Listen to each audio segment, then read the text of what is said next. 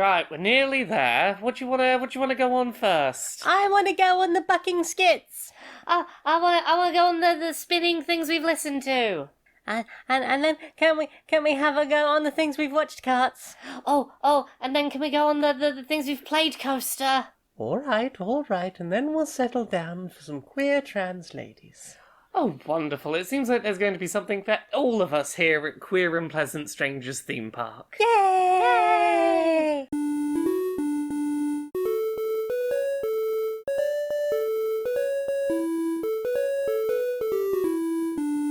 Greetings, strangers, queer and pleasant. I'm not Laura Kate Dale. And I'm not Jane Aerith Magnet, and welcome to another episode of Queer and Pleasant Strangers. It's a podcast. Two queer trans ladies. We talk about the things we have consumed media-wise in the week. How are you? I'm just realising that we really should get round to changing the intro Yeah. to be more marriage inclusive. Oh yeah, two queer trans ladies. I mean, it doesn't discount us being married.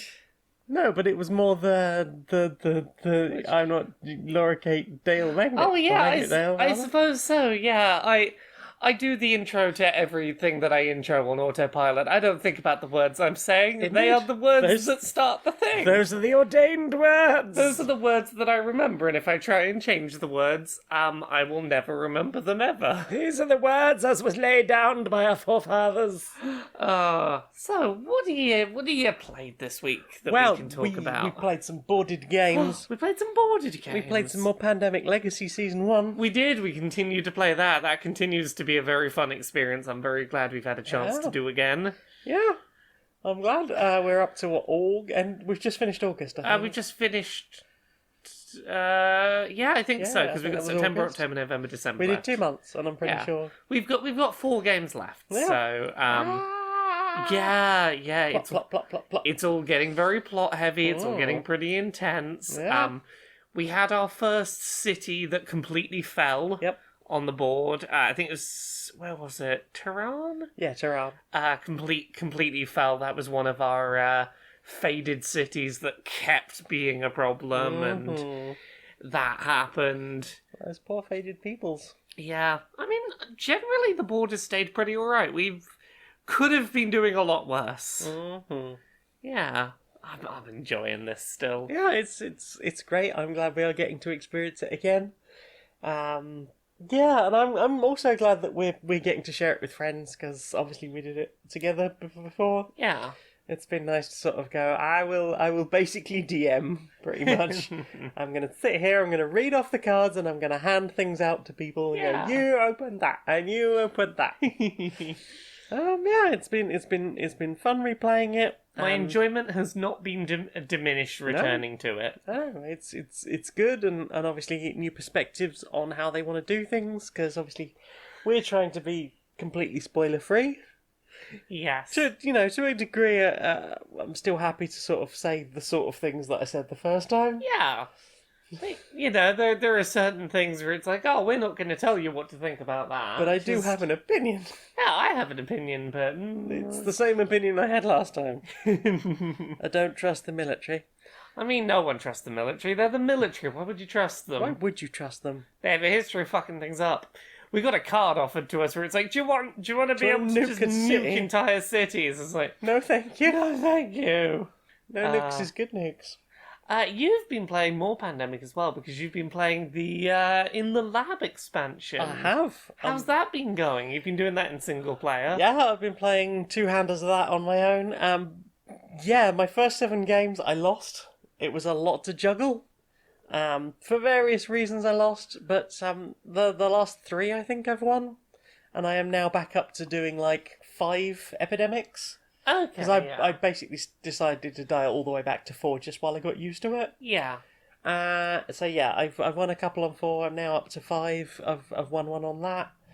Got pretty good at it. I'm loving just like the extra steps for discovering a cure. Yeah. Like it really changes the whole thing of having a handful of cards and going, I don't. Yeah. I've not got enough of quite anything. I've got 4 of something and 3 of something else. Yeah. And then you have to draw 2 more cards. In the lab, because of the way it works, you characterize your disease by putting a card on it, And then once you've got a cube on it, from having moved it around the lab, you put you test the disease using test the cure using another card of the same colour, which will allow you to take a cube off anywhere in the world. And then lastly, you just pay, once you've got enough cubes on your sequence card, you just pay 3 cards of the same colour, and so it is still the same total 5. There are extra steps. There are extra steps, but there's also more abilities to use the cards for partially incomplete steps of the process, rather than throwing them away, and that has some benefits. Yeah. It seems real interesting. Because my initial concern was it was going to be a little bit unmanageable. Because obviously, like, where you usually start to get to that point where it's like, I'm throwing away cards, and I haven't quite got 5 of anything, what do I do? There is still potentially a risk of that. But, it's I'm very much enjoying it, and I look forward to giving it a play with you. I like the new glass vials, those are nice. The cure comes in a little glass vial. What about you? We played some more board games with that set of friends. We played Wingspan. We did. We played Wingspan with both of the expansions. Yeah, we've talked about this before. It's a game about, like, hatching birds and collecting birds and having them collect food and laying eggs and trying to have a healthy ecosystem of birds that do... You built a huge flock. Yeah, you build a bird ecosystem that hopefully becomes a bit of an engine and makes various things happen. Yeah. Considering we haven't played it in years, and we played against people who play it basically weekly, we did very well. Apparently so. I was like 2 or 3 points behind them, and you beat both of them. We were all very close together. Yeah, and like, because I know initially one of them was like, "Oh, I reckon James hustled us here." After all that saying, if you don't know the rules and stuff, it's like, well, it's just an engine building game. Like, it has familiar mechanics that I understand and can recognise. There was fear that I was hustling everyone. I was like, no, I've just done my own little thing and I think I've done okay. Like, I feel a lot with that game, you have to pick what your target's going to be very early on. Yeah. And I did try and stick mostly to things that were actually going to score me points. I think I did alright. I mean, I won, so I guess I did do alright. Yeah, it's the first time we played with the Oceania expansion, and they showed off the app. I don't know if I've told you much about this, but somebody made an app with, you can scan the cards, and it will play birdsong of all the different birds, which is quite beautiful. Like, here is the sound of a puffin. But there is a little Easter egg in there. The Roadrunner card, when you scan that with the app, it goes meep meep meep meep meoom meoom meoom meoom. That was fun. We also played Dominion, the original deck builder. Oh yes. How did you find that? That was your first time. I really like this as a deck builder. It's really simple and clean, huh? Yeah, for anyone who doesn't know, the basics is you've got points, cards that are worth buying power in your starting hand, and ones that are worth points at the end of the game. And out of a box of many different types of cards that you could be playing with... like 30 different types of cards. It's 10 get pulled out? And they're put out on the table, and those are the only 10 things you can purchase to deck build with through the whole game. There's also the static things. So you've got money in denominations of 1, 2, and 3. And the point value cards. There's the 3 types of point value.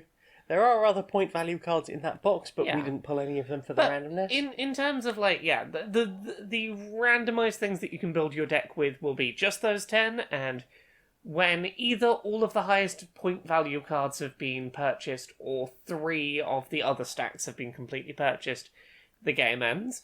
But it's like, oh hey, here's this game's things you can build a deck with. Try and build the best deck you can with that. Yep. And you can only buy on a usual turn, buy one thing and do one action, or like play one card to do an action, unless you have a card that gives you more purchases or more actions, and part of the chain is trying to get enough extra actions so that you can do your extra things so that you can combo off. It's a real neat game. Yeah, that's great. We've just played the base 2nd edition version of it. Yeah. I believe they do have one of the expansions, which is basically just another full box of cards. Yeah. It's nice playing a deck builder where everyone has access to the same cards with which to deck build. Mm-hmm. Because it takes away some of that element of randomness of, you got that. You got the trump card, basically. the really good card came up just as it was becoming your turn, and you could buy it, and now no one else can. Yeah. It puts everyone in a similar thing of, here's what you can deck build with, what's your plan? Yeah. You don't get, like you say, you do get those like luck of the draw moments in something like Clank, and if one person gets like all of those luck of the draw moments, that can really swing a game. I mean, there's still some of that. Like, we played a game that had a card called the Bandit that forces other players, unless they have a moat to stop it, which was one of the cards we had available, to turn the top two cards of their deck over, and if there is a point value card that's more than the basic copper, you have to ditch it. Yep. And that was playing some real havoc with people who were unlucky not being able to build up a supply of high point value cards. Yeah, I eventually gave up on having any high point value cards. Yeah, and was just using, I think, their festivals, yes, which have 2 gold on them anyway. And they also gave you extra ability to play, which really helped. Yep. Yeah. So yeah, I got a great little engine going by the end of it, but I was just maybe a turn too early to start going for victory points, which meant that even though I think I finished the game, that was it. It wasn't quite enough points wise. Yeah, I did well, but you were. If there'd been a few more cards out on the table and it had been a slightly longer game, I think you'd have overtaken me. I think I was. If I'd started collecting points around earlier, I probably would have won that. You had a better engine, but I had started buying point cards. Yep. Rather than worrying about getting the good engine. Yeah, that is a big thing with that game. Just the suddenly realising that you're gonna have... Who's gonna be the first to go for points at the end? Yeah. And that was the thing. I was like, this engine could be better, but it's good enough that I can buy basically one of the high point cards per turn, and that's enough to get me chugging towards the end game. Yeah. Like, my problem was that even in my whole deck, I only had about 16 gold worth of buying power. Yeah. Potentially I could buy, like, a lot of things on my turn, but because I only had 16, the most I could buy was 2 of the top level point scoring cards. But yeah, that was Dominion 2nd Edition. And it's a lot of fun. Let's see, what else did we play? I played some Brew, which was one of the new ones in the Zatu boxes. Brew. So the art style's beautiful. It looks a bit like Adventure Time. I don't know if it's one of the artists that was involved in that, but it's very distinct. Yeah. So basically, you are people of this village. I guess you're, I don't know if you're supposed to be like wizards or something, or witches. But basically you are going out into the forests and foraging for various ingredients to put into potions. You're brewing those potions, and on your turn you can place a die somewhere, either in the village or in one of the forests. You can brew a potion and you can drink a potion. You don't have to do the brew and drinking aspects.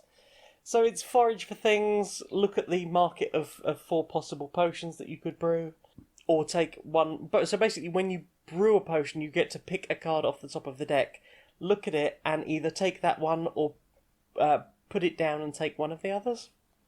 Another thing you can do is get creatures. Creatures will have little bonuses on them, so you might have one that gives you points for every forest you win at the end of a round. And...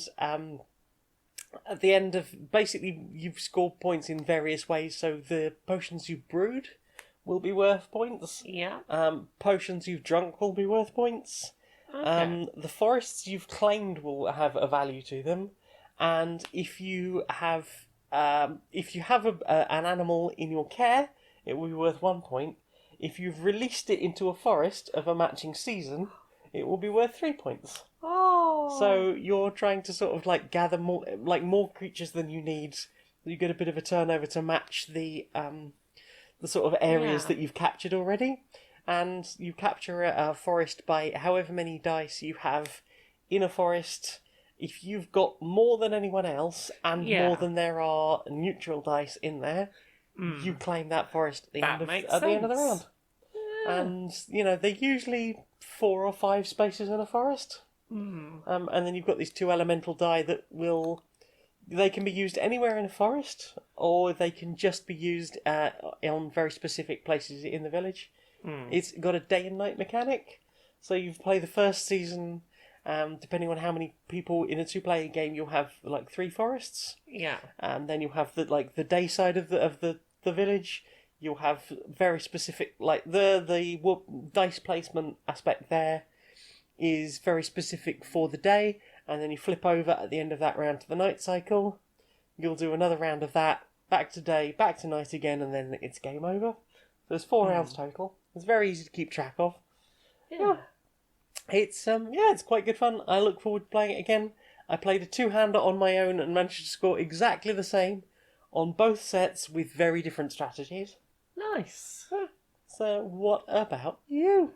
I've been playing some stuff that isn't board games, if we're ready to move on to that. Heresy. I will come back to my other board games in a minute. Okay, so, I've been playing around with my fancy new little handheld this week. I got sent to review a little retro handheld for playing all of your legally owned backup copies of your retro games. It looks very shiny. It's very shiny. It's got a lovely screen. Yes, so the thing I've been playing around with is the Anbernic RG351V. It looks like a Game Boy. It's got 2 shoulder buttons on either side on the back of it. It's got an analog stick on the bottom left, which I didn't think I would get on as well with as I have done. But yeah, it is a little retro handheld. It's got a really nice screen on it. I have been playing around with one that has a custom firmware setup on it that is called the 351 Elec firmware. Okay, what's special about that? So the thing that's special about that is it allows you to do a couple of fancy things, like have achievements for retro games. So is that the firmware that was installed when it came? It didn't come installed with that, but it came with instructions being like, hey, install this. And it was a bit of a faff to get that installed and get it working. The out-of-the-box firmware ran every console I would have wanted very well, right up to PS1 and N64, and N64 is usually the nightmare one. So, upon installing this new firmware, it gave me a lot more customizability and options and ability to do stuff like the achievements, which I'll get to in a sec. It did require a lot more. It's like, hey, we've given you all these customization options. Everything has its default options. You're going to have to work out how to set those options up to make stuff run right. Oof. Which is a little bit of a faff. Yeah, so setting up controller stuff, I'm guessing? Yeah, at first I couldn't get the N64 games to recognise the analog stick as an analog stick because it thought it was a left analog stick, but apparently you have to tell it it's a right analog stick to make it work in the emulator. I don't know. Things like that, and working out which...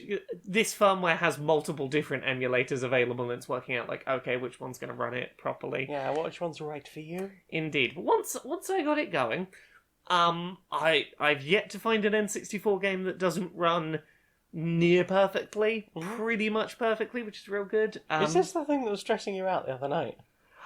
I was faffing around trying to get some stuff sorted on that, yeah. Okay. I was having a bit of a stress trying to sort it. Yeah, you were stressed out, and I was trying to work out, and you were like, "Don't want to." And that's fine. I was having a moment of, I'm not going to be able to fix it tonight without just, like, staying up and doing it. Yeah. And I don't want to do that, and I'm in that... It's already quite late. I'm in autism obsession mode, and I'm like, if I don't stop now, and if I keep thinking about it, I'm going to do it all night. Yeah. So I need to just not think about it. Walk away. And I was like, I appreciate you want to know what's stressing me out, but also if I get into it, I'm just going to want to go back upstairs and try. That's fair. But got it working, and having a great time with it now. Yay, I'm glad. Yes, so I wouldn't recommend installing the 351 Elec firmware unless you are very willing to tinker and fiddle around. Like, the default firmware that ships on this thing, perfectly good if all you want to do is play the games, the games. That's fine. Okay. But for all that faff, I do now get to have achievements on all of my retro games, and that's very cool, and I like that a lot. Yeah. I was playing Pokemon. So Let's get straight onto that then, shall we? yeah, we'll get onto that. So, actually, this thing has Rumble as well, which is really cool. Yes. So, for games that don't have traditional Rumble, like Pokemon Pinball on the Game Boy Color, that had like a little, you put Yeah. a AAA battery in and it rumbled. It recognises that and can rumble through the wow. console, which is nice. But yes, I don't know how this achievements thing works, but you basically go, hey, check the achievements website for the games I have installed, and check if they have achievements that fan people have made and put on the internet, and it will find them. And then Pokemon Pinball, for example, I'm playing around, I managed to get my regular pinball turned into a great ball, a little achievement pops up, and I'm like, somehow it's registering what's happening in the game and it knows I got a great ball. I guess a variable changes somewhere. Yeah, like, I assume it's actually checking the variables and not just, like, screen reading and going like, that's changed on screen. Yeah, I'd but- imagine it's like, I guess like a backwards Game Shark. Yeah. Rather than you trying to constantly hold one particular variable or set it to a it's very just high watching number. and going, oh, you changed that variable. I know that you did that. Yeah, that's very cool. Yeah, it's. I didn't expect achievements to make as big of a difference as they have made to my desire to go back and play old games. Mhm. There is something about like, oh, I did a thing and it said I did something. Dopamine! Dopamine. I got digital Yay. head fats. I got digital head fats. I had a look. Some of the old Pokemon games have achievements for getting shiny Pokemon. I'm like, Uh-oh. I mean, Uh-oh. just for getting a single one. They're just like, get one shiny Pokemon. I'm like, oh, I know how to do that. Only I can- one? What's that? Oh, I got my Sorry, completely unrelated to this handheld. I got my Yes. shiny Regidrago after like fucking 10 months of on-off shiny soft resetting. Oh, I've been trying since like October, November last year. Yes, when I remember. just on and off, on and off. Yeah. Finally fucking caught one. I did one, I was like, I'll just do one soft reset after stream last night, and the first one I did after stream, I was like, oh, there it is! Well, I'm very glad you finally got it. Yeah! You have worked very hard. So yes, I really like this handheld. The analog stick placement looks very odd, and looking at pictures, I was like, this isn't gonna be great. It's fine. I've had zero problems. Like, most of the stuff on there isn't analog stick based anyway, but it totally works, does the job. PlayStation games are really nice on there. I messed around a bit with Final Fantasy VII and that. Ooh. Ran. The PlayStation 1 Final Fantasies run really nice on it, so I was like, hooray! Has it got Vita stuff on there? It's got PSP. Oh, PSP. Yeah, it's not got Vita. My But, question was going to be about Crisis Core. there is, I believe, Crisis Core on PSP. I think that's. I think Yeah. it was PSP. I was thinking Sony handheld, and my brain went Vita. I believe I have Crisis Core on there. Ooh. Yeah, so I've apparently these things are about £100, and I'm like, this is really nice for that. It feels like a good build quality. It's comfortable. It's running stuff up to N64, which is like, I'm impressed at that price range. It's really weird that you got that, because I think like a couple of weeks beforehand I'd been looking at the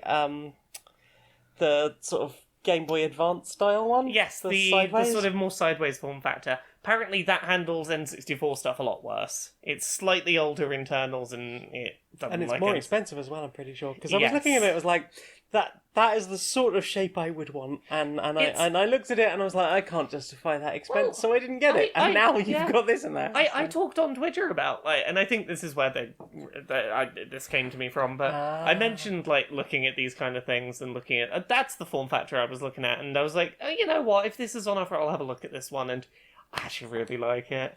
I mean, I think part of me wants like an advanced SP style thing. Oh, yeah. Because the one thing I loved about that is the clamshell meant you weren't going Yes. to be like wrecking the screen. Yes, and like- with a nice OLED screen like it is, it's got an amazing like viewing angles Yeah. on it. You can look at it from Yeah. real it close. does. I'm going to be putting this in my Switch travel case if I take it places, probably, yeah. or I will find some other case in which to put it, It because did come with a screen protector, which was it nice. did, and I've got that.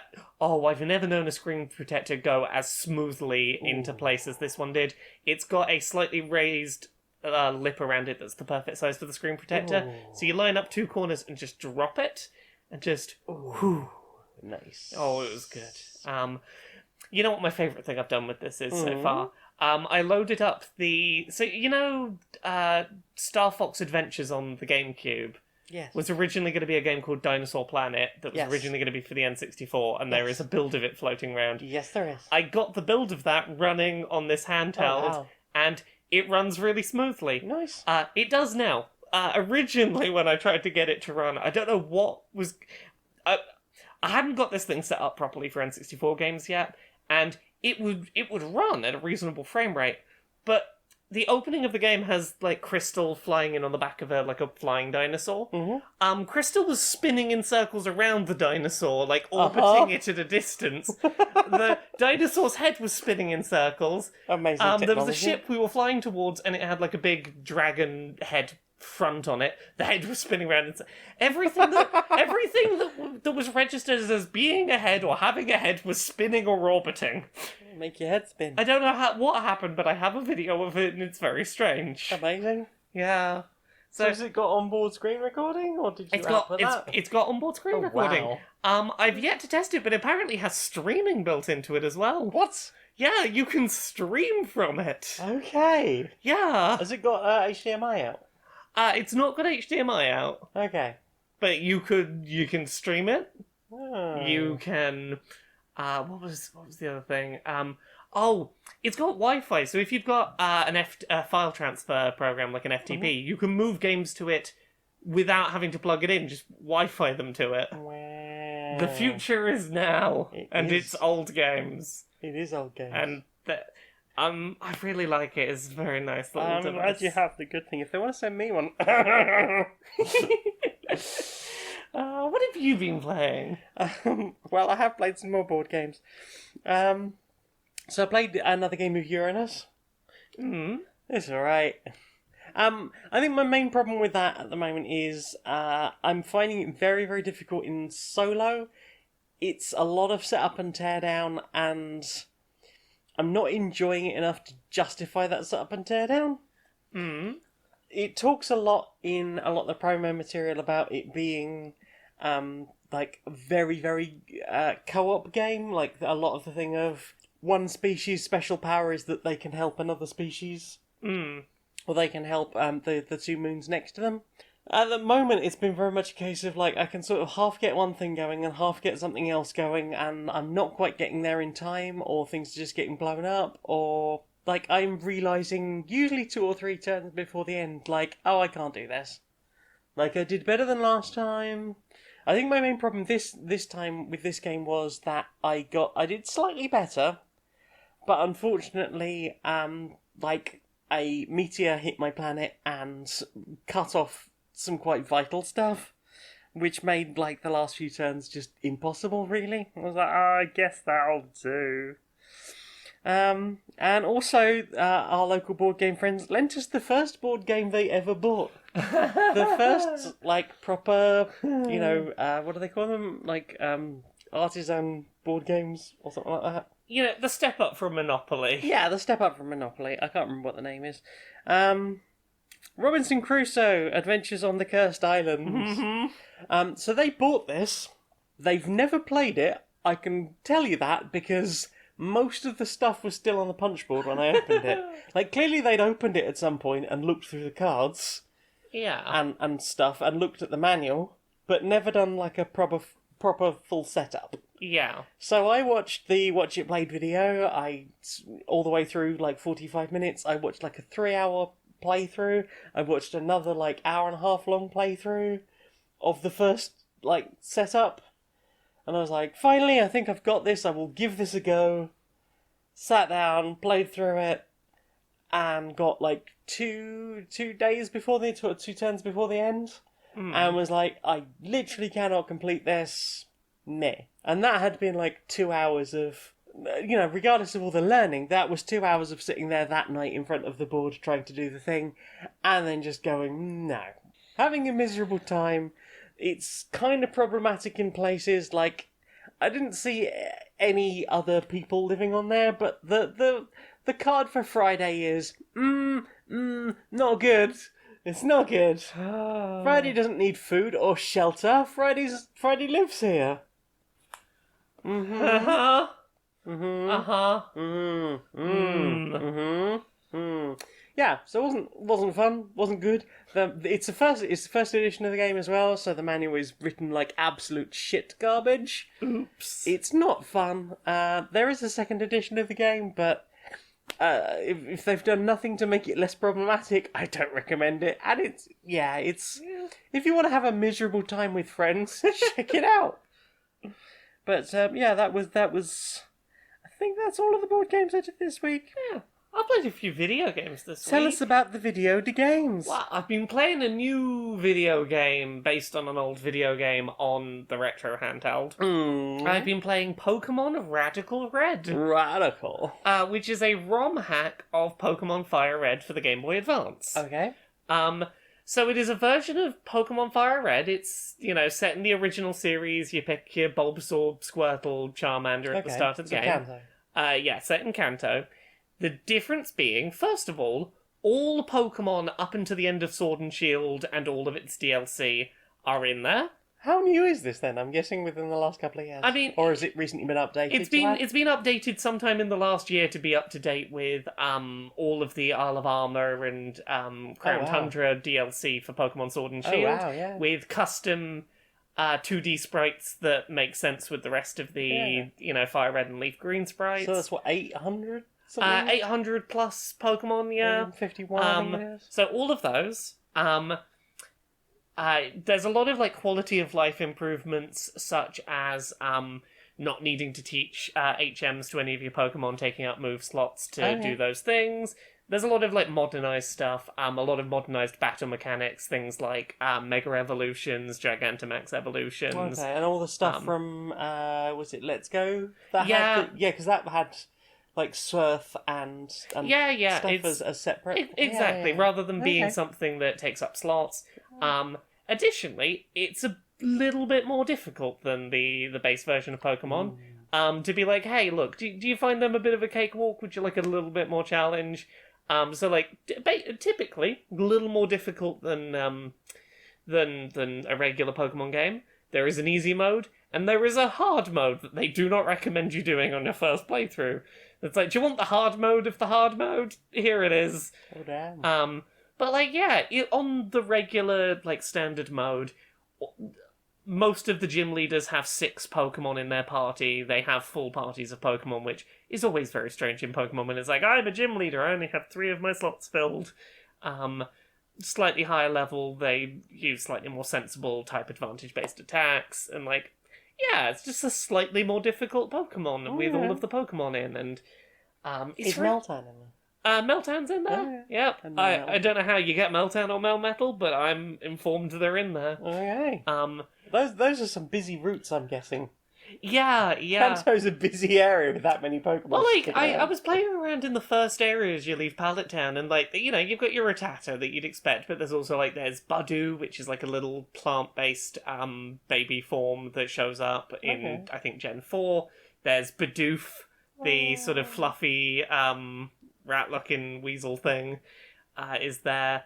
They're like, okay, we're gonna fill Route 1 with basically all of the low-level early route stuff from lots of different games. So you have a lot of variety of low-level stuff available at the start, rather than just, here is all normal-type rats. It's not just your Caterpies and rats. There's a bit more variation in what you can find on each route than there typically would be, and I've been enjoying that. That's pretty nice. Yay. Yeah, I'm having fun with this. Yay! Is the story all literally the same, or? A little bit tweaked. Some of the character arts changed to be more modernised as well for some of the characters. So you've got Jesse and James as opposed to just regular Team Rocket from Red? You've got some of the newer designs for characters who've appeared in later games and had redesigns. It's basically red and blue and green, but it's a little bit modernised, a little bit updated, and it's Black Belt's had her upgrade. Yeah. So shall I go through the other 2 games I've played quickly? Tell us. No More Heroes 3. Yes. I can't remember if I'd started playing that last week. I think so. So, yeah, No More Heroes 3. It's another game about having a lightsaber and being a big nerd fighting your way up the murder rankings through lots and lots of boss fights and anime shouts. I finished that now. That game's real good. It is exactly as chaotic and over the top as I would have hoped for. It's everything that I like from a No More Heroes game that wasn't in Travis Strikes Back, or Travis Strikes Again, I can never remember what it is, the top-down brawler one. It's like, everything that game in marketing suggested it was going to be about, like, genre hopping and wildly varied presentation and genre as it went through, that it never ended up being. This is that. This is that, and makes it seem effortless. It doesn't make it seem like it's a big deal. Nice. I am very curious what, if anything, the future of this series is. One thing I really like that I've been finding, I've been playing it through a second time on stream, and a lot of the previous No More Heroes games sort of required a degree of grinding to make enough money to keep playing the main game. Like, if you wanted to go do the next boss fight, you were probably going to have to do the mini-games a few times over and over to make the money to go do the next boss fight. This is better balanced that, like, hey, if you want to be doing the cool minigame where you are in a tank shooting off Godzillas trying to storm the coast, you can do that. Always a Godzilla. Oh, I know. But, like, if you want to just go boss fight to boss fight to boss fight, basically they put down some battles in these big yellow circles on the map between bosses, and if you go fight all those, like, 7 or 8 fights, you will basically have enough money to do the next boss fight. So you can basically go combat, combat, combat, boss fight, combat, combat, combat, boss fight. Which, I like that that's an option there. If you just want you want a progression through, you can sort of... You could probably get through a boss an hour if you want to do it that way, or you can take your time, explore, get all the side stuff, go do all the little side quests, have a considerably longer experience. Like Deathman. Yeah, I've been playing Deathman. Deathman. Deathman's really good. This is a very fun game. Very classic punch and sort of beat 'em up style. The MS Paint looking creature designs get better the more of it I play. So yeah, as someone that like really liked the first No More Heroes, second one was like, yeah, it was alright, wasn't quite as good. Travis Strikes Again was like, This, I loved. I enjoyed it the same way I enjoyed the first game. Back on form. It is right up there at the peak of what this series has been, and I'm very glad that if this is where it's maybe going to end, that it ended on a very high note. And the other game that I played that you were around for quite a lot of is Life is Strange: True Colors. Life is strange. Yeah, it's the new choose your own adventure, be a young adult with superpowers game. This time the gimmick is that you are someone from the orphan foster care system who has the ability to sense very strong emotions in others and to read people's surface level thoughts if they're to do with that very strong emotion. But also the power comes with some side effects, such as if someone around you is feeling a very strong emotion, it can be very difficult for you to not feel it yourself, and Contagious. Contagious emotions, which can cause problems when people are experiencing dangerous levels of certain emotions, and oops, now you're on that journey too. I really enjoyed this. It is a little heavy going in places. It's a Life is Strange game. It's going to get a bit emotionally heavy in places. But I really like the cast of characters. I really like this sort of small, tight-knit community setting. I like that most of the game takes place on a single street with a handful of locations to visit that you like, oh yeah, I know so-and-so who runs that shop down there and that person who runs that shop, and it was very much like, You're hey... not constantly wanting to refer to a map. Exactly, you don't need to refer to a map constantly, and within the first episode you know who all the major characters are, and...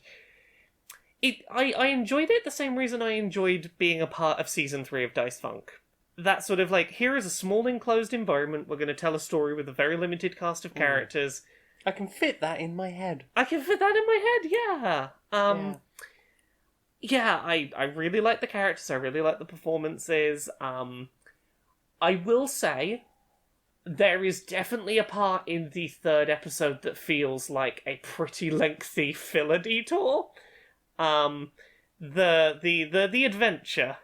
I thought it was brilliant. No, and this is what I want to say. I think it's fantastic. And also it's relevant to the first one, because wasn't that a thing that was sort of happening in the background of the first one? Was it the first or the second? I haven't played the second one, so It probably was the first, yeah. That you could find the people playing D&D and you could do the little... Yeah.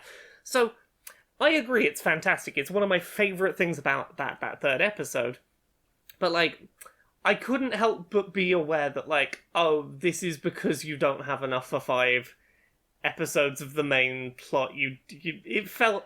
I guess, but, like, that was one of my favourite things in the first one, was like, I want to find out the rest of this D&D but story. I mean, this is my point I was trying to get to, is the fact that I could tell it was filler, I could tell it was quite a significant chunk of filler, and I didn't care because I was having such a good time, I think is a testament to the writing and the characters and the presentation. It was... I can tell that this is largely here because you needed something to buy some time before getting back to the main plot, but, like, the filler was the best part in many ways, in that it was creative, both, like, visually and narratively. It brought out some really interesting sides to the characters, and, like, I would have happily taken an extra couple of episodes of filler in the middle just to spend more time with this cast of characters, because, I'll take a side adventure where we go, like, it's, I don't know, it's Halloween in town, and we've got to set up a spooky fright festival. Let's do a corn maze or something. Yeah! Do a little village-wide Easter egg hunt, and everyone's, like, going around dressed as rabbits. See, that's the thing. I liked the characters enough that I didn't care when I was being railroaded away from the mystery. And I think that's a sign of a really well done game. I mean, there's more to it than just the mystery. It was a chance to sort of get on with at least one of the other characters and, like, learn a bit more about them in their comfort zone. It was, and it... Oh, it was... I'm so glad that was in there. It was such a nice diversion. The way that ended was superb. Yes. Yeah, I really like Life is Strange True Colors. I was a bit nervous about it going in because it's developed by Deck 9, who are not Don't Nod, who made Life is Strange 2, and then went off to do Tell Me Why. Deck 9 has only previously done one Life is Strange game. The other Life is Strange game that I found really triggering. Yes. Well, no. They did Life is Strange Before the Storm. Yes, the other one that I found really triggering. Oh, sorry. I thought it was... What was... Wasn't it? Was that not Before the Storm? No, Captain Spirit. Oh, Captain Spirit. Who did that? Don't Nod. Okay, that was Don't Nod. Yeah. Okay. No, Before the Storm isn't a superpower-related one at all. It is, Chloe... Oh, yeah. Chloe and Rachel prequel. My bad. Yeah, sorry. That's alright. But yeah, because the only one they've done before was existing characters that Don't Nod had already made, no superpowers, existing setting, and they already knew where the plot was building towards. It had already been laid down for them, so I was like, how are they going to doing a Life is Strange of their own? And if I hadn't been told, I wouldn't have known this wasn't a Don't Nod one. It feels right up there with Don't Nod stuff. It's real good. Yeah. I struggled with Captain Spirit. I think I noped out of that in the first chapter because of Captain Spirit had some very specific stuff that was a problem for you, yeah. And there is a similar sort of content in this one. Yeah. And it's two very specific things. It's one, having an argument with a parent. Yeah. Like a shouting match with a parent. And the other one is just this weird muffled sounds of people arguing in another room. Yes. And it goes on for quite a while, and I was just like, I'm not doing well with this. Yeah. For anyone who wants specific content warnings for the full thing, feel free to tweet at Laura K. Buzz, and I'm happy to give you a big list of spoilery content warnings. Yeah, it's a Life is Strange game in that regard. Like, there was one... I had a moment that was, like, real rough for me, which was the parent very angry and resentful, and some stuff I have some trauma around there, and I was like, fantastically handled, and I think they did a really good job of justifying that character hates the fact they feel like that, but it was still, like, it was doing the thing. it was intense to go through because it was a really well realized depiction of that. Like it was a It very was very well acted. Everyone involved. yeah. They captured that whole thing very well, and like I think superb acting throughout. Yeah. Like the crescendo, the finale of the whole mystery. Oh yeah, that whole thing. Like, Yeah, everyone, we just were like okay, no spoilers, but the just the way one actor went from one thing to another thing. Yeah. Just like we were solved both that. we were both sat here like oh my god you Fuck character you. fuck you you. character like they got us to really hate the people we needed to hate. Like, Yep. like not just think that, oh, you're very much in the wrong, you're the villain. No, I fucking hate you. Yep. Oh, so It's good. the more I think about it, I really enjoyed True Colours. It's real good. And I edited this week's accessibility, which is on some of the accessibility stuff in that game. yeah, And I very much enjoyed bits from the beginning of the game that I hadn't seen before. yeah. I couldn't hear any of it, but like the color palette of that game is beautiful. Just the scenery is really nicely drawn. The characters are interesting. They seem to be very well acted. Like the bar has so much character to it. Yeah. And those little mini games. Obviously, Arkanoid's in there. I spotted The little fake, almost like Pac-Man, but from a side-scrolling perspective of a character in a mine trying to pick up What coins. is Spelunky Pac-Man? Spelunky Pac-Man, yeah. There's so much character and depth in this very small little world. Yeah, they've done a good job. Yeah. So I think that's everything I've played this week. Well then. Time for this. At this point, I've really just given up on just having a summer. We got all the way through August and just not a bit of sunshine to be seen. No, it's been quite wet actually. Yeah, well, That'd be the climate change. now that it's September, I'm sure that the weather will... Hello!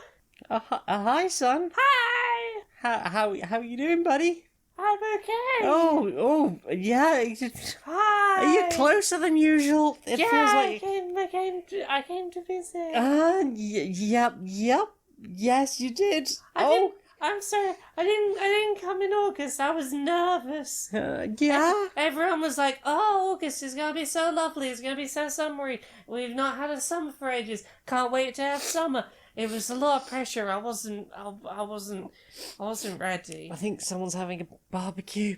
But Oh no, that's me. That's me. but it's September now, which is a month when no one expects me to be here. So there's no pressure. No one's gonna go, "Oh, it's not sunny enough." They'll just go, "Oh, hey, I didn't expect sun." Everything. Are you happy? There's sun now. Everything is sticky. I'm here. I need an underboob towel. Somebody get me an underboob towel. I'll come closer and bring it to you. Emergency Calippo. I need an emergency Calippo. All drinks will be served with a handful of ice. Have you been locked inside for about the last 18 months? Mm-hmm. Have you really struggled, feeling a bit touch-starved? Uh-huh. Well, there's a new delivery service in town, Dial a Squeeze. You don't even have to dial, we've got an app. Just enter your details, press send, and we'll send someone round to hug you. Oh, please, I really need this. Bing bong. Hi.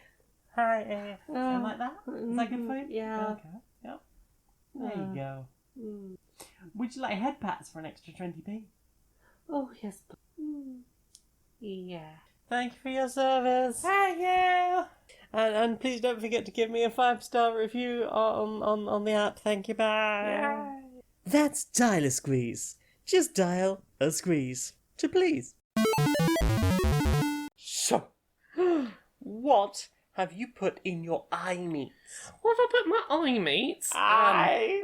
Let's find out what I've put in my eye meats. Eyes. Oh, I watched a YouTube video today that had me chuckling and I'd like to recommend. It's on YouTube and it's called Lanky Kong Listens to DK Rap for the First Time. Okay. So, you know the DK Rap from Donkey... DK. Donkey Kong. So do you remember what Lanky Kong's section of that is like? No. Everyone else's is very complimentary. Like DK, he's the leader of the bunch. You know him well. You know he's bigger, faster, stronger too. Everyone's is very complimentary, and then you get to Lanky Kong, and it suddenly goes. He's got no style. He's got no grace. This Kong has a funny face. Rude. Very rude. So the way this video is set up is a live reaction YouTube video of Lanky Kong, and it's someone who's made like a really good VTuber skin of Lanky Kong. Like it's very impressive to see. And he's like watching along with the video, going like, it's so nice that like I haven't heard the song yet, but like we did the recording of the video because schedules, and this uplifting track is what all of us really needed. And then after the Lanky Kong section, it cuts to him just angrily on the phone at Donkey Kong, just like, no, it isn't self-deprecating, it's me deprecating. You've deprecated me and no one else. Oh, it's very well done. Go watch it. It's a short video, but it's very good. I'll have a look. What about you? What have you watched this week? Oof, what's the part 3 of Charlie the Unicorn finale? Uh-huh. That's only 2, 3, 4 fucking years late. To be honest, I thought Jason had just given up. There sure was a lot of visually creative filmmaking in this one. There was, yes. Yes. Yes, A there lot was. of use of styles. Yes, it felt like an art project, I'll be honest. I mean... I've got a thing I want to try. there's nothing wrong with Oh having no, a I'm thing you not wanna saying, try. just like... And if there's a series you can do it in, I think it's this. Oh yeah, definitely.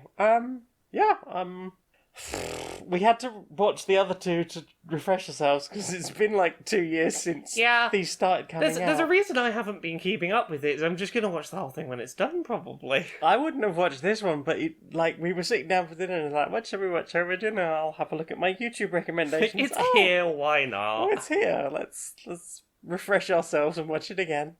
I'm enjoying it so far. I want to watch the whole thing. I don't want to watch chunks of a story months apart. I paid for it. How do you think I feel? My short and long-term memory don't work well enough for that. Nope. Oh. It's it's coming slowly. Apparently so. Yeah, I'm gonna need to put that with subtitles because I did not pick up almost any of the lyrics from the song. It took me a while, and like 2/3 of the way, and I was like, oh, I've tuned in. I'm on the wavelength. There's something about a cat. That much I can tell you. Something about a cat. Yeah, subtitles are really useful. Oh, they just... Yeah, everything should have subtitles where more possible. accessibility options. I I watched the latest no pun included video, Yeah. which is about the board game Iberian Gauge. I was like, ooh, train board game, that would be a good board game to play with Laura. Oh, it's one of those train board games that's all about the stocks and shares of the... Why do they keep doing? Why are there so many train board games about stocks and It's shares? a whole and not about... genre of thing. Like, Yes, it's but huge. make one where I can have a train and it goes around. Choo-choo.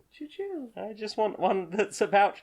Like, someone recommended Maglev Metro, I think it was, to you the other day. And weirdly, that floated up into my feed again today. Yeah. Someone's like, it's a great game in solo.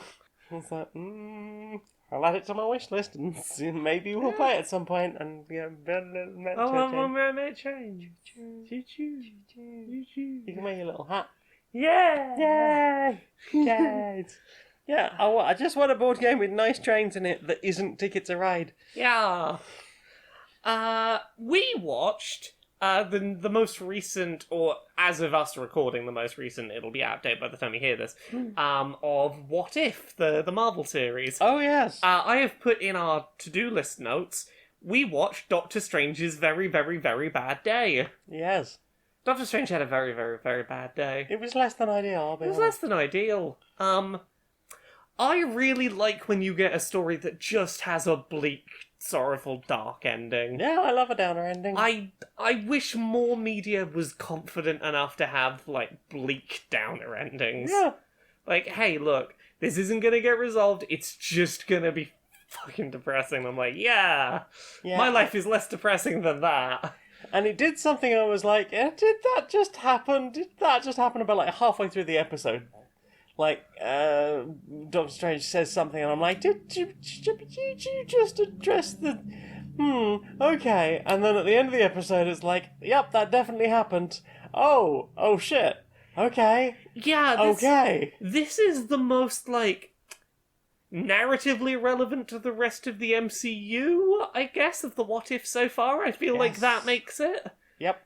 It's the first one that has deepened our understanding of the core concept of this what if series.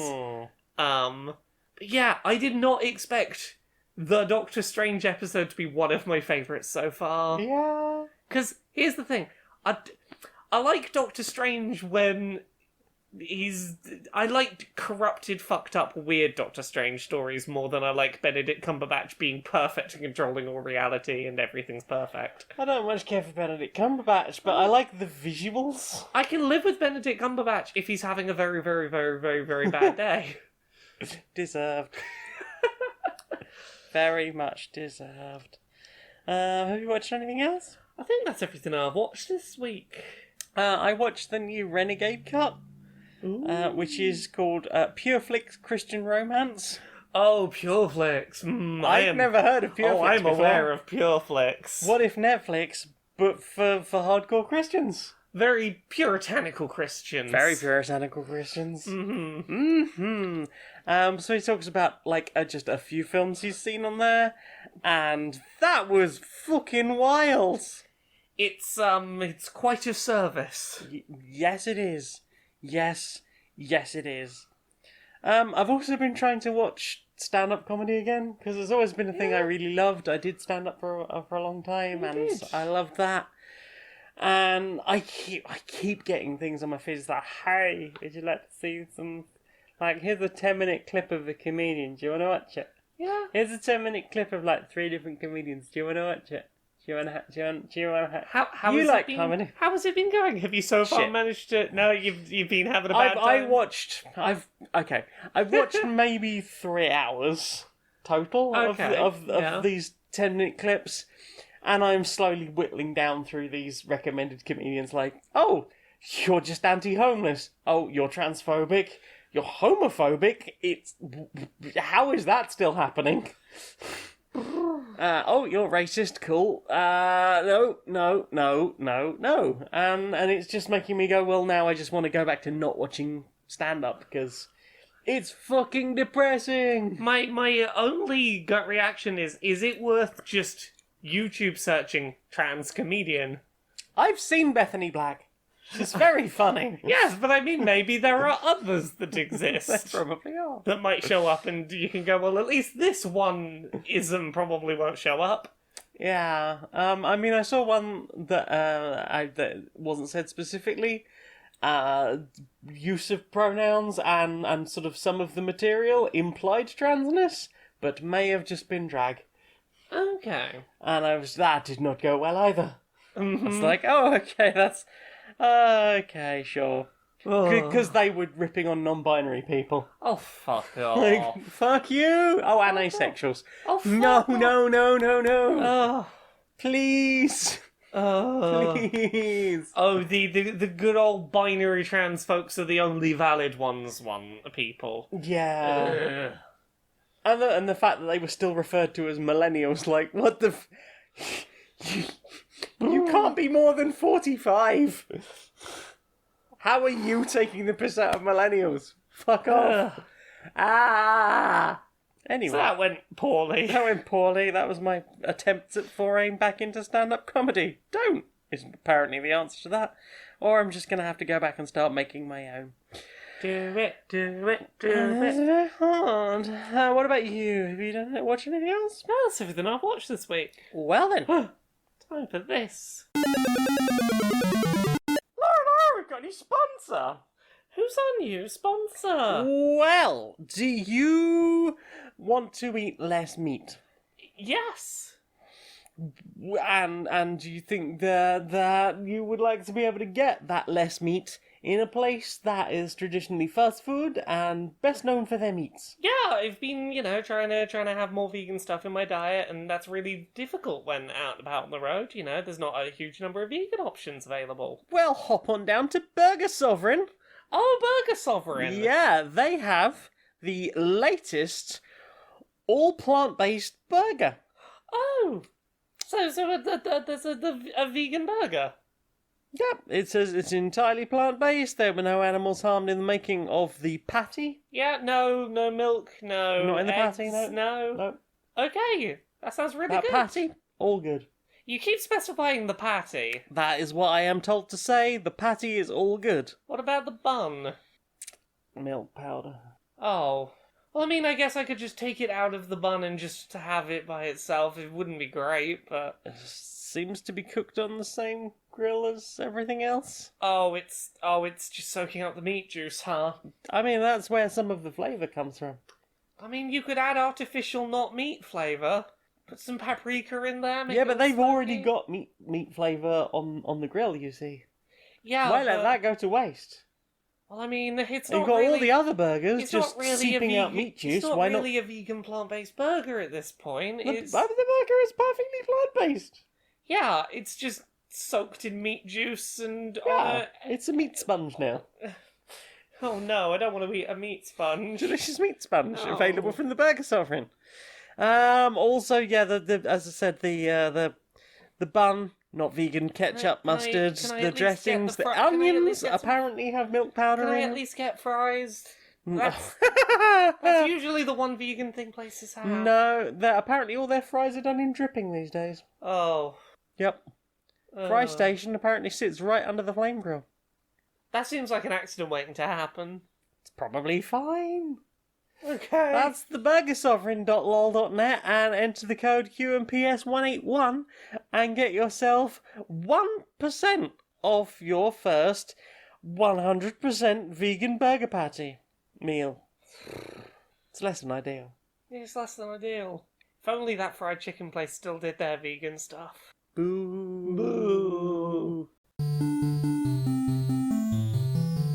Inside the boardroom of Electronic Active Softworks. Hi. So, I've been thinking of ways that we can increase sales for our games. Right. And, I've been seeing all these people, all these hip youngsters on the social medias. Yeah.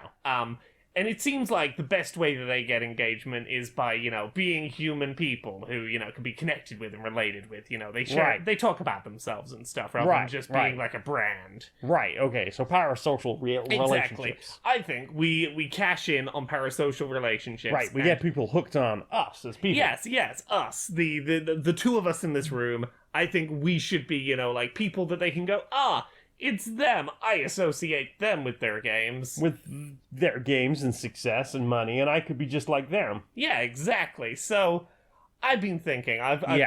got an idea, and let me know what you think of this. Shoot, yeah. I'm sure you won't see any problems with No. it. I'm thinking of creating a blog. Right, right. Specifically, it's going to be called People Who Shouldn't Have Rights. Right, like devs, interns. The guy who brings me my coffee. Exactly. We should sack that guy. Yeah, all of my favorite categories of people that shouldn't get to have rights. Yeah. Like, that... People with uteruses. Exactly. People, Yeah. People who, are disabled. People like that. Shouldn't have rights. Refugees, foreigners. Yeah, so, here's what I'm thinking. I think we post, executive from Electronic Active Softworks, people I don't think should have rights, and just put it out on the internet. And I'm sure that'll be a very relatable experience. I think everyone will look at my opinions and go, yes, I agree with you. You are right to hold those opinions. I will buy more of your games. If my YouTube recommendations are anything to go by, this is definitely the way to go. Yeah, the internet at large will agree with us. Yeah. As my YouTube recommendations say. Yeah, I mean our YouTube recommendations is the pulse. I'm terribly sorry. Right. One sec. Sure. Okay, I've just been handed something by legal. Right. They're staring again. Yeah, apparently this is the worst possible idea we could have. It would Right. absolutely destroy the company. And, Right. We should under no circumstances make any social media posts about any of the things we believe about groups that shouldn't have rights. Like interns. Yeah, like interns. But interns really shouldn't have any rights. No, they really shouldn't, but apparently we shouldn't say that. Right. What if I start, the Flog Blog? Yeah, that'll be alright, surely. Oh. No, they're back again. Yeah. Yeah. They're staring. Yeah, okay. Too late, I've tweeted one. Oh. Oh no, Oh, they did not like. you- They you- did not like it when I did that. You are not a fucking genius. Oh no. So, what have you put in your ears? I put one bit of music in my ears, and that's Put basically one music it. in your one I music. put please. one music in my ears. Mhm. The track is called "Pretty Little Head" by Eliza Rickman. It is a track that's sort of high-pitched, plucked harp strings, Ooh. contrasted with like low beating drums and a low feminine vocal line. Okay. Creates a really nice discordant sound. Like the melody versus the lyrics and the beat feel almost out of step with each other in a way that's really kind of beautiful. Really enjoyed the track. What about you? What have you listened to this week? I've listened to rather, should I say, on YouTube, thanks, listened to half an hour of chiptune keygen music, 8-bit mix from keygen_music channel on YouTube, because keygen's just mostly just chiptune, right? And I love a bit of chiptune, so that was fun. Yeah, it's a nice half-hour mix of just some good keygen music. I like those good sounds. And then there's a 5-hour and 25-minute mix on the Swedish Wargoat channel. Top 100 Greatest C64 Cracktro Chiptunes. Awesome crack intro music mix. So back in the days of like trainer music and just like, you've got a cracked version of this game. They would, usually be at least sort of boot up with some cool music. It's Amiga trackers had great chiptune music for them, and apparently so did the Commodore 64. But I didn't encounter any of that in my youth. But yeah, it's there's some good tunes on there, and 5 hours will keep you going if you fancy a bit of that. That's everything I've listened to. Is that everything for you? That's it for me. Well then. Time for this. Did you grow up loving comedy? Yes. Do you miss the days when you could watch a film or go to a stand-up gig and not be constantly on edge that your existence might be the next punchline? It's a never-ending struggle. Sign up for Transflix today. We're a carefully vetted service full of light-hearted comedy that leaves out all the transphobia, acephobia, ableism, racism, bi and panphobia, and other general bigotry too often found in the comedy industry. Transflix. Just relax and have a laugh. So I got the new hypercar. Oh, so did I. Mine finally arrived. It came Yeah. yesterday. Yeah, you've been waiting for yours for a while. I Oh, understand it's- there's been like a circuitry. I've been on like a 2-year waiting list, Yeah. but it's finally here. I'm Yeah. so excited. Yeah, how is it? Well, I mean, the door panel's falling off, Yeah. and like the rear spoilers just sort of not quite. I wouldn't call it attached, Okay, but and like there's- almost. Yeah, I mean, like almost. It's near the- and there's like I can fit my hand in a gap between two of the panels. What about yours? Well, I had to, have some work done to attach the wheels. It was almost like an Yeah. IKEA car, I'll be honest. No radar on this one, no roof. That apparently wasn't in there. See, mine, it seemed fine when I started driving it, and then the steering wheel came off, and the brake pedal got stuck down, so I was going in a straight line very fast, couldn't slow down. Yeah, but it's got Couldn't like the turn. autopilot feature on it. Oh, right? that wasn't working. Right. Like, Yeah, it was a bit rough, Yeah. Also forgot to install seats, I was knelt down on the floor. I mean, that's part of the experience, right? Yeah, yeah. But my one, it didn't have the battery wasn't installed. I had to, fix that. There's user manuals online for just how to attach that and how to do that, and the doors weren't on and my lights weren't working, and but I'm just really happy to have my new hypercar, right? It looks Yeah. really good. Yeah, It's gonna absolutely look love really it. good on my driveway. Oh, it's brilliant. Amazing car. Yeah. Can't wait to look at it and tell people I have it. Right, I'm gonna be tweeting all about this amazing hypercar that I have just as soon as But I I finish have and building. no one else has. Right, yeah, because no one else can Yeah. get it. It's just some minor QC stuff, right? Yeah. Yeah. Elon's a genius. Elon is a fucking genius. I know. Questions, Sam. Let's have questions. What's the questions? Future Fishy asks, what was your favourite book that you had to read at school, or did reading things for school make you not enjoy them as much? The only thing I read at school that I retained even the slightest amount of, and I'm gonna therefore answer this, is Of Mice and Men. Oh no, I read Holes at school. I've heard of black holes. I've heard of white holes. Tell me about red holes.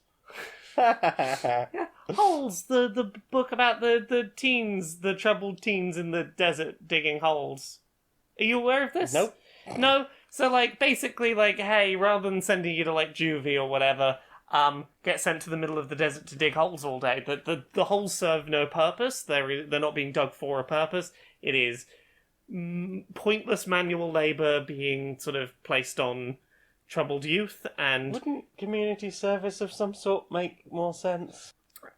part of it, from what I remember, definitely seemed about, like, demoralising and being like, the point of this is that you are doing backbreaking effort for nothing, is part of the whole purpose of, like, what was being done to them, and then one day when someone's digging a hole, something gets found, and plot occurs from there. Okay.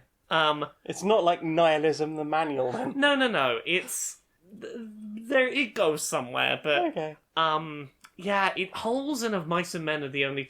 I remember more of that than I do Of Mice and Men. Of Mice and Men, in my head, is... Vaseline glove. Vaseline glove and oops, I have to shoot my disabled friend in the back of the head. That's that entire book. Uh-huh. Yeah. Never read it. Oh, I no. only know it from you. No, like, nothing very much happens for a long time, and then a disabled man accidentally kills a puppy and gets his friend shoots him in the back of the head because the townsfolk are going to come for him because he... Okay, he might have also killed a woman accidentally. Mentally disabled man doesn't know his own strength and causes harm and therefore has to be shot and put down. It's a dark fucking book. It sounds like it, and I'm glad they let the kids read that and Yeah. probably not get all the correct Holes messages is from it. better by comparison. Those are the only two books from school I remember. Yeah, the quote-unquote classics. Did you read anything in school you remember? I remember reading two books in high school. We were made to read Kestrel for a Knave, which was bleak as fuck, and An Inspector Calls, which was mostly boring. I definitely read that and I remember nothing about it. They all did it. Something about... Yeah. Was there a snake that was relevant to the mystery? Maybe. Maybe. As far as I remember, they all knew this woman from, like, various aspects of their life in various different ways. They all knew her as a different person. And she's died, and then I think, like, they sort of go through their moment of, oh shit, it happened. And then maybe she's not dead at the end, and also maybe the inspector was never there. And it was just about them rich people dealing with their guilt. I think. I could be wrong. Someone in the comments will probably correct me on that. But that's all I remember about it. Hated both of them. Didn't care for either book. Didn't like being forced to stand up and read as a dyslexic person in school. Yeah, like, I was quite late in high school before they were like, you have a reading age of an 8-year-old. Sorry, it's your last year of high school, so there's not really anything we're going to do about it. Bye! Thanks. Thanks very much. I really appreciate that. I remember reading books about chickens and pans when I was in primary school. I wasn't allowed to read for a really long time, because I couldn't read all of the flashcards. But I do remember when I did get to read, I just tore through the red books, and I liked the red books. They were good. I struggled with them sometimes. Had to sound some words out, but got chicken in the end. I got pan. I got all these things. Yeah. Have to read? No. I was going to say Talks with a Tiger, but I didn't have to read that. That was read to me. Oh. Kath McGuire asks, Kath McGuire asks, what has made the biggest impact on your lives, marriage or trains? I mean, without trains, I probably couldn't have come and had that first date with you, and therefore we couldn't have got married. Indeed. So Without trains... carriage, there is no marriage. Without carriage, there is no marriage. Yeah, I probably wouldn't have been able to come visit you nearly so often without trains. No, you'd have to get the coach. Yeah, and that's real fucking awkward to get to here from where I was. Like, that would not have been a feasible regular thing. Yeah. So we owe the trains the marriage. So We owe the marriage to the carriage. yeah, marriage. And here's the thing: marriage hasn't changed a huge amount. It has. I think it's changed us. I mean, We seem way gayer. Like, I've joked about it, but I think it's actually true. I mean, I'm a bit fucking gayer, but like, if we hadn't got married, I'd still be pretty fucking gay. I mean, you'd still be pretty fucking gay, and I'd still be pretty fucking gay at you, but there seems to have been We've ramped up the gay. Yeah, there's been an uptick in the gay. Being able to be like, wife, and not have to caveat that has made me all the gay. Wife, soon. Yeah. No. Soon to be wedded wife. Wife. Michael Wayne asks, if you had your own Baba Yaga kind of house, what would it look like? If you had your own Mucha Lucha special move, what would it be? For example, example of Mucha Lucha, there is a link. Gosh, there's 3 questions here. So we'll do the first one. Your own Baba Yaga kind of house. Okay, so for reference, there's a Baba Yaga's hut. Okay, so like Howl's Moving Castle or the... Yeah, what was sort the of... running... What was the running house in? It might have been in Owl House? Maybe. Yeah, I think it was some magic done when, like, I'm testing out my new the house magic. goes for tacos or something? Yeah, I'm drawing magic and making stuff happen, and they made the house go somewhere. Oh yeah, they couldn't leave the house, so they made the house go somewhere. Yeah, I think they tried to make the house go for tacos. Yeah. It's a house, but it's a duck. It's got little wings. It can just about fly a little bit off the ground. Right. It's a little duckling house. And like human legs. Yeah. Okay. So what would yours personally look like? Or is that it? Just, it would have little duck feet? It's just a house with little duck feet, duck tail, duck bill, little wings on the side. It's basically a duck. It's a duck, but it's a house. It's a little cottage, but duck. There you go. If I had my own Baba Yaga hat... See, it could be a penguin and sort of do a little waddle. That would be cute. It would rock around a lot. Maybe something with a smoother ride. No, like a penguin, because I think it would swim as well. It's a swimming house. Swimming! Yeah! Okay, if you had your own Mucha Lucha special move, what would it be? Oh god, this has unlocked a memory from deep inside my brain. Yes, so cartoon wrestling where the cartoon logic applies, therefore your super move could involve transforming or supernatural means could be involved. Okay. So yeah, what would your potentially superpowered wrestling move be? I would stand on somebody's feet. And I would get my poi and I would spin them really, really fast as like a backwards 3-beat weave. So it was just bopping them under the chin. Oh. And then, like, once I'd done, like, enough powers up, you'd get faster and faster and faster and faster and faster, and then I would let my foot go off of their feet, and they'd just fly off into the sky and ding! Oh, I'd turn my Switch around and point it at them and download them into Smash Brothers, and then I'd just be beating them up with virtual characters that can breathe fire and things, and I'm there like, ha ha ha, beating them up. I'll do my X combo. Oh, heck. That's and then when they get hit out the screen, back out. What are your thoughts on the Train Power Rangers? Terms to look at Train Power Rangers. So Power Rangers Lightspeed Rescue, I'm assuming. I think there are other later train Power Rangers. This is the main one. I have a Lightspeed Rescue Megazord made of trains on one and a half of those. Mantelpiece. Indeed, I've got 1.5 of those. It's one of my favourite of the classic Power Ranger series. They're trains. It's large.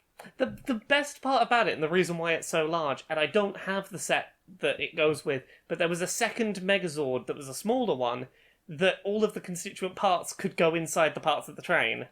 What? What? Yeah, so you see that green midsection? Yeah. But behind, like, the big chunk at the top, Right. there is a flap that can have, like a plane goes inside. Oh, okay, because I figured, Uh, these, the shoulder bits had things in them. Oh no, the shoulder bits don't have anything in them, Oh, but yeah, the they're sides... just big rockety things. The sides of the rest of the other trains open up on the sides and have compartments that you can slide other vehicles, because it was emergency service vehicles. Ooh. So you had like an air rescue plane helicopter-y thing.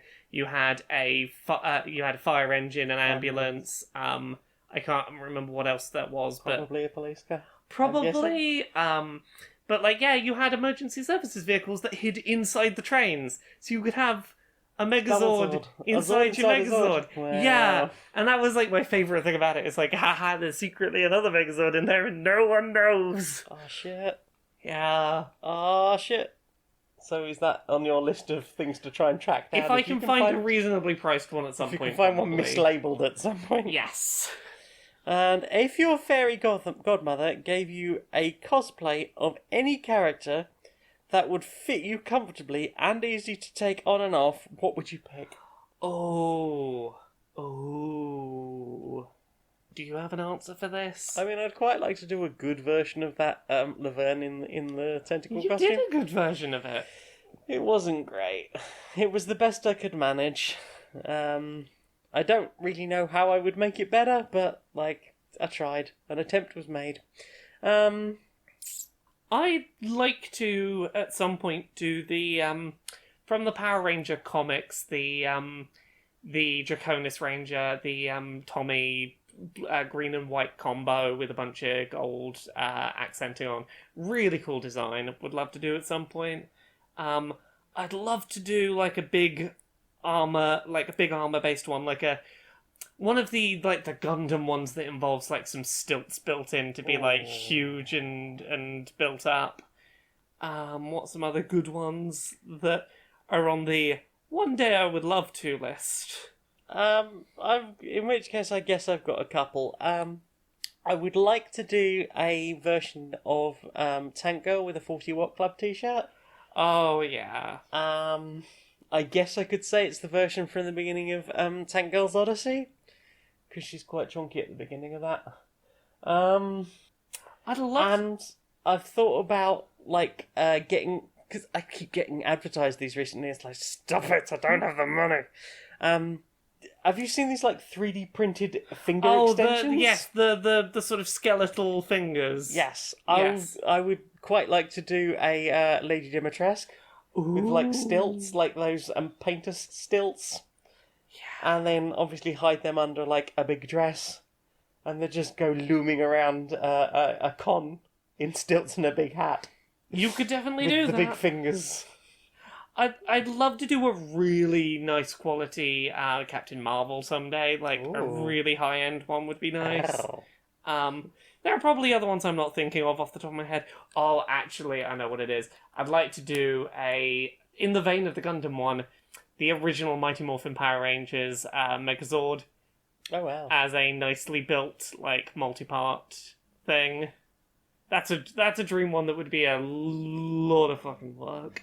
Okay, well, if you did that, I guess we could do a couples thing, and I would go as I don't know, what's a good enemy from the first season? See, my brain has just stuck on you being Rita Repulsa now and being after 10,000 years, do I'm that. free! I'd do that. That'd be a great couples cosplay. I mean, Rita's got a really cool costume. Oh god, yeah. Yeah, I would go with that. And that, I believe, is all of the questions. Yep, that's all of the questions. Well then, time for this. Do you know what I want to see more of? What do you want to see more of? Brochure Justice Warriors. Brochure Justice Warriors? Yeah. Alright, Larry. Alright, Barry. How you doing? Yeah, well, it's been a bit warm today, I'll be honest. Oh yeah, I I've didn't think we were been... going to see it, but there it was. Exactly, I've been wandering around topless most of the day, it's a bit hot and humid. Yeah. Well, careful with the sun cream, mate. Don't want to. Well, no, I mean, your jobs out skincare's inside, important. I've been in the shade, but just, Oh, right, yeah. clothing, Yeah, I felt a bit optional today. Yeah, understandable, you know. It's been a little bit sticky.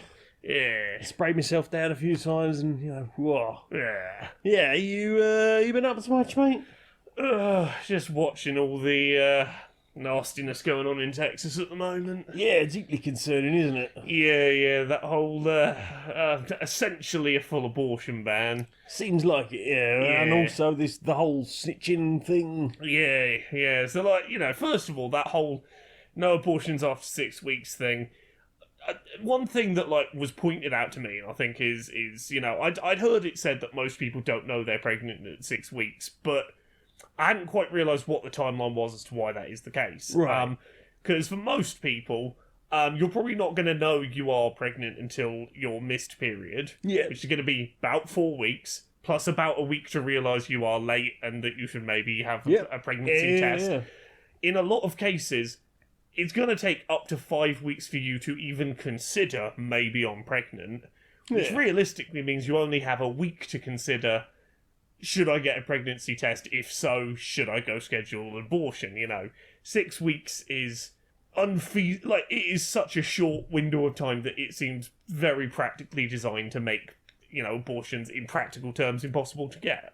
Yeah, and I'm guessing that's probably the goal, despite what people are saying. You know, they might say, you know, a heartbeat and this and that and the other. And I've seen a few of them on the Twitter being like, well, you know, there's people pointing out quite rightly that there's lots of you know, children in need of homes, and hopefully they'll all be housed soon with loving families who care for them and are very, very pro-life and care for their.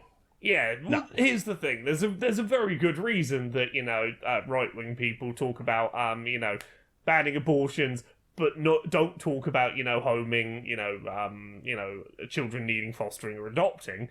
It's because They don't it's actually never care. Yeah, it's never about the children. It's always been about controlling people's bodies. Yeah. It is about bodily control. Got a uterus?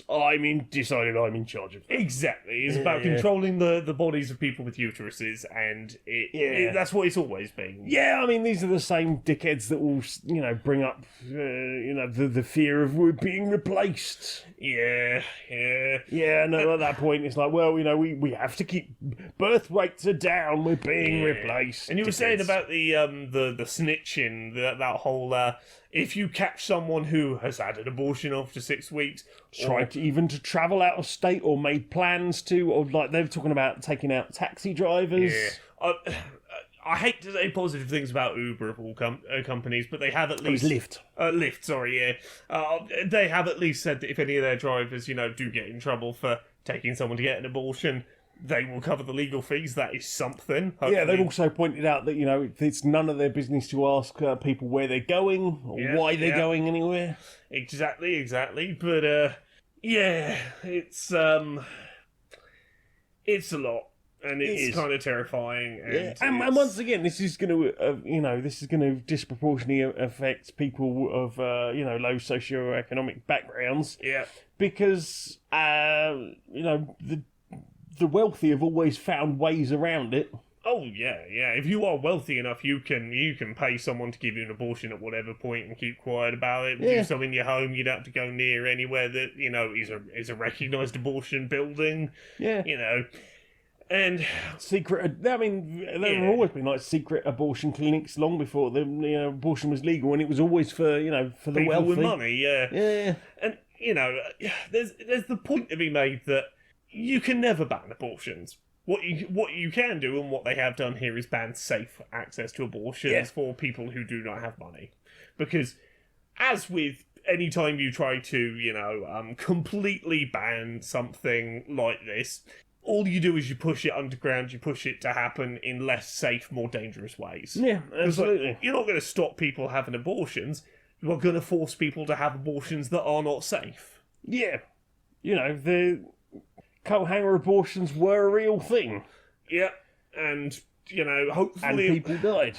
Hopefully it will not get back to that point, but it's certainly not going to be, you know, abortions taking place in medical facilities with the correct, you know, the ideal medical settings. With people who can talk you through things and, you know, offer you various sorts of aftercare and what to expect. Even just, like, being able to have emotional support afterwards. Because Yeah, it's going yeah. to be a devastating thing that you would then have to keep silent, because you can't go and talk to a therapist about it. Yeah, for you fear that your potentially can't therapist talk will- to anyone about it. You know, the fear that someone might be, you know, because I understand the bounty on snitching is actually $10,000. Yeah, and I mean, at a time when people are being absolutely stretched to death, you know, there is that they've put that in such a way as to just be like, family and friends, well, fuck them.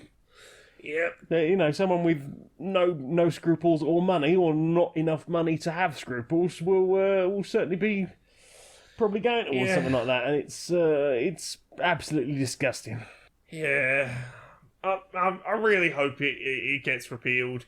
Thankfully, you know, there are people on the ground who are doing good work to sort of lobby against it and try and get it repealed. There are networks of people that are organising to help people get out of the state to get safe abortions in ways that are not going to be traceable. There are people doing the work that needs to be done, but it's rough. Yeah, it's a rough time, and I really hope that someone can get that properly reviewed before a judge, and I hope that said judge actually gives a fuck, because this is the problem now. We've got, you know, highest court, Supreme Court over there, absolutely packed with Republicans, right-wingers. It is a dark time, and I really hope that people can get something good done out of it. I will say, there is a not quite the same degree, but in the UK there is currently an attempt to ban at-home abortions, which accounts for about a third of all abortions in the UK, which is something I did not know. The government is trying to push through a ban on those, which would primarily impact disabled people, people who, you know, have various issues with hospital settings, you know. That is something that is on the horizon, and people can be protesting and making a stink about now in the UK, and maybe should be talking about, because I did not know that was a thing until literally today. And Well, what a surprise they're keeping that quiet. And, you know, I've heard something recently that they were talking about the age for abortions. That's been brought up recently, and that they've cited Bell versus Tavistock for that. yeah, because that's what Bell versus Tavistock was all about. It's about denying Gillett competency. It's about denying people under the age of 18 the ability to make informed decisions about their own Bodily health. autonomy? I don't think so. Look, people said I was fearmongering when I said when Bell Tavistock happened. It's Yeah, you know, they're gonna come for, you know, abortions. They're gonna come for access to under 18s having access to, say, birth control. Yeah. It is all gonna be about pushing for every avenue of Rolling everything increased. back to, Yeah. what, 1960s? Yeah. What was the point of the last 50 years? We're just going to roll it all back. we know Don't that let them. Don't let them. We know things can be better. Don't let them walk away with this. Yeah. Fancy a hug? Yes, mate. Yeah, I really do. Yeah.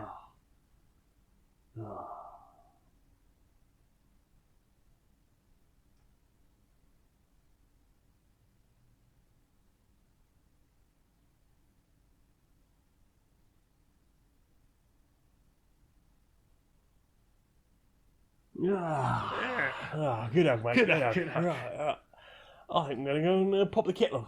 Oh, we're gonna go have a nap. Nice. Enjoy. Nice.